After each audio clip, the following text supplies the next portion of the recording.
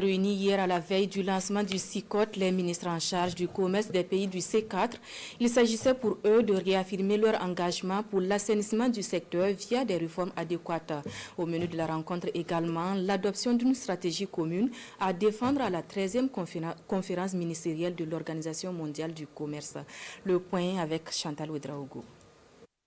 Les ministres en charge du commerce des 4 pays co-auteurs de l'initiative sectorielle en faveur du coton et de la Côte d'Ivoire en session à Koudougou.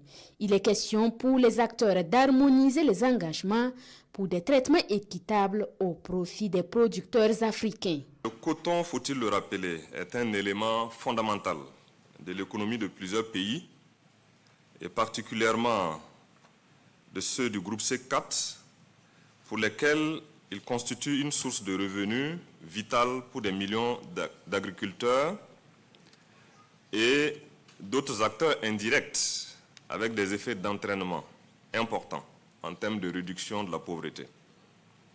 Cependant, celle-ci est entravée par les subventions massives accordées aux producteurs de coton dans les pays dits développés, ce qui force considérablement le jeu de la concurrence sur le marché mondial du coton.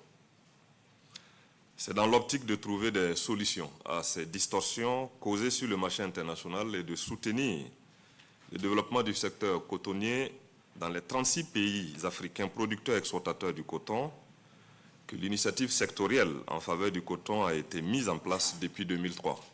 Une session de 2 jours permettant à ces représentants du Burkina, du Bénin, de la Côte d'Ivoire, du Mali et du Tchad de proposer des solutions aux préoccupations commerciales et vitales de millions de producteurs affectés par les soutiens internes accordés au secteur. Cet engagement devrait aboutir à un accord concret des pays à la 13e conférence ministérielle de l'Organisation mondiale du commerce prévue du 26 au 29 février prochain à Abu Dhabi.